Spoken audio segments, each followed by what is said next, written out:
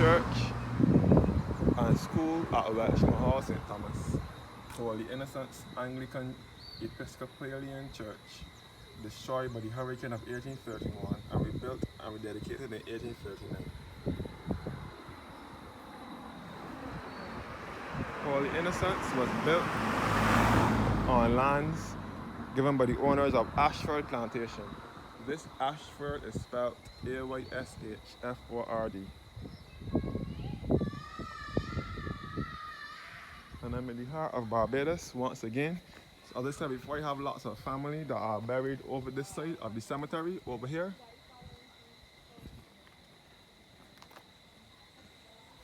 So my second aunt, my great grandparents, aunts, uncles, great uncles, so on, are laid to rest in this cemetery, and cousins as well, both close and not so close family.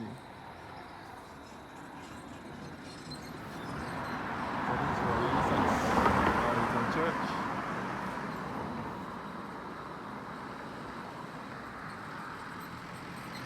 So this is a beautiful country church in the countryside in the heart of Barbados. Yeah, so again I'm at Ayshford. Holy Innocents is situated at Ayshford, St. Thomas. This is the graveyard here where most of the people are now buried. Since the cemetery in the churchyard is filled now, this is where the people are laid to rest.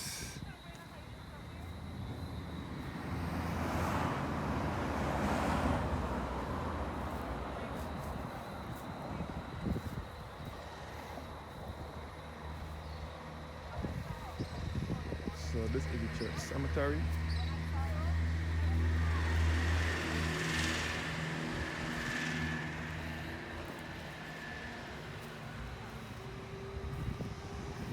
So as I said before, I have aunts buried here.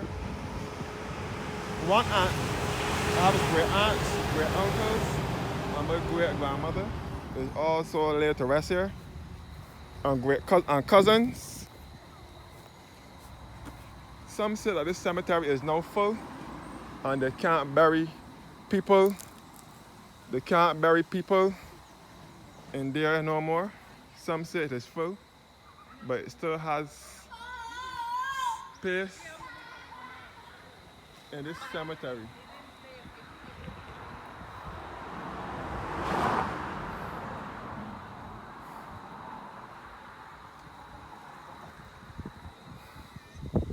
So all the church cemetery. I can afford to come in this cemetery as much as I like. Most of my ancestors are laid to rest here. As far back as my great grandfather Joseph Levine, who passed in 1956, and my great grandmother Keelan Antoinette Levine, who many refer to as Aunt Key. That would be my mother's grandmother, born 1892 June and died in 1987.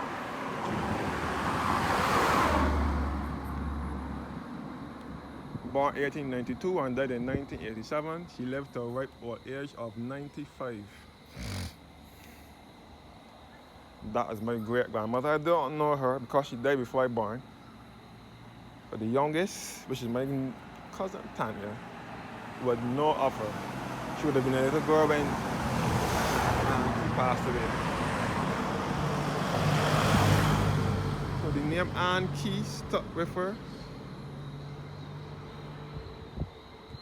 This is the church. Here again, the church cemetery.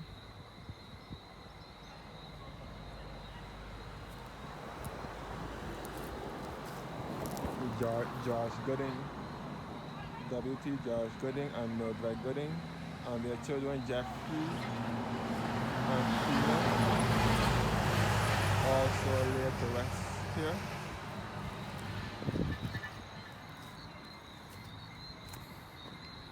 So I would take a little walk by the school.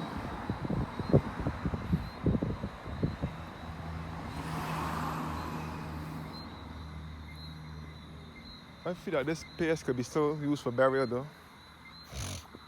I heard that I had a section in this churchyard that was closed off due to cholera outbreak. So I believe that this is the section up here.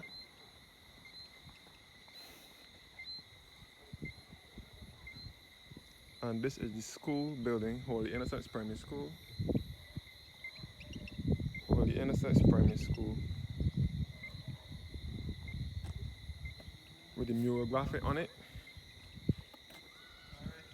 Yeah, yeah. So the school, the original school was a board structure, but it was later demolished by the Hurricane Janet, which passed in September of 1955. My first and second aunt were going to school there at the time when the passage of Hurricane Janet, during the passage of Hurricane Janet. I don't know how many of you were alive when the Janet hurricane passed in 1955, but they were passed. There were children at the time when the hurricane passed and the school was damaged. At that time, it was a girls' school then, and the boys' school was further up with the open spaces now. But then when Janet passed, they destroyed the school, and then they had to rebuild it into a wall structure.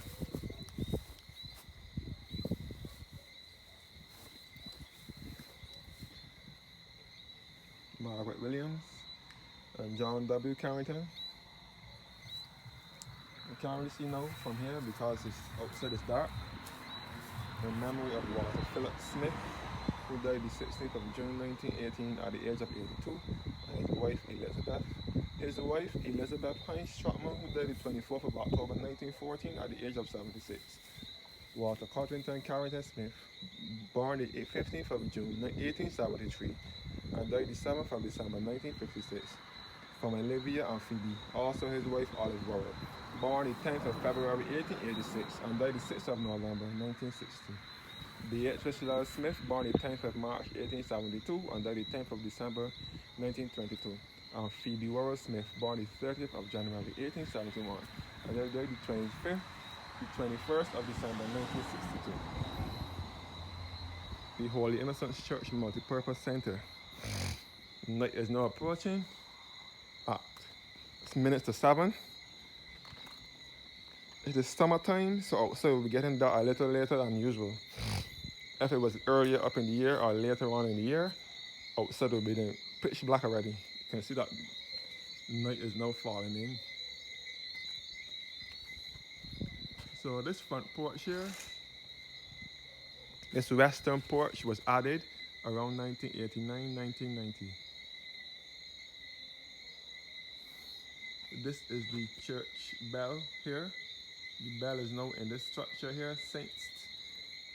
It was taken down from here when they were rebuilding the church, when they were building the church porch, the front porch.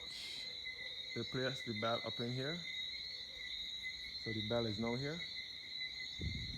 My great uncle Gorman Levine was also the sexton here for a while, as well as Collis of Donald Daniel, who is also a distant relative of mine.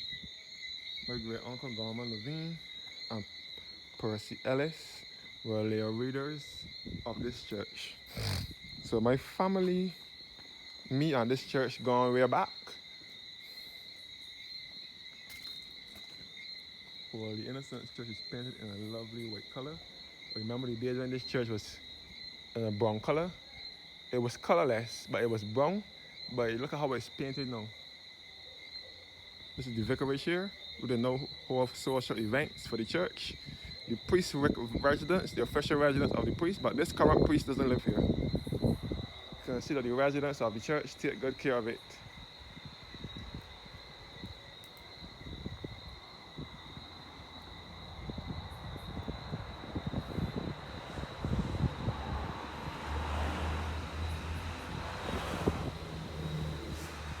This is all the church cemetery.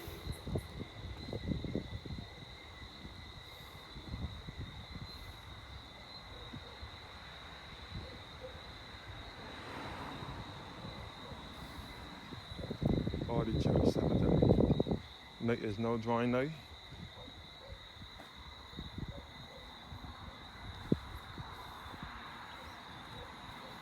The grave of former principal of Holy Innocent School, Lester St. Clair Vaughan, who was the principal here from 1956 to 1965. My first two aunts would have been taught by him. So most children born in the 40s, mid-40s, and 50s would have been taught by Lester St. Clair Brown. He was also the organist of Holy Innocents Church from 1959 to 1977.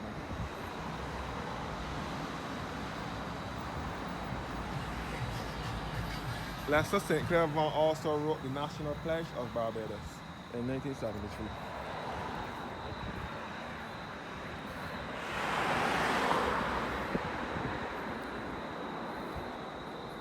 So all under here is Harrison's Cave. Harrison's Cave runs all under here. That is where it is set up. Any service is going on at the church, that the organ from the church vibrates into the cave.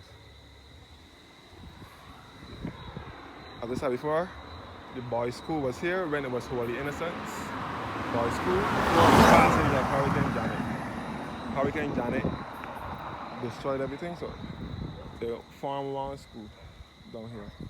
This road here is known as the line that will lead you back to Bryan's Road in Welshman Hall, St. Thomas. Many residents refer to it as the line. When the school closed, from here, the building became the Vickers Club. We used to hold a series of events for this church and non-secular events, secular and non-secular events. Thank you guys for watching now. Do have a blessed evening.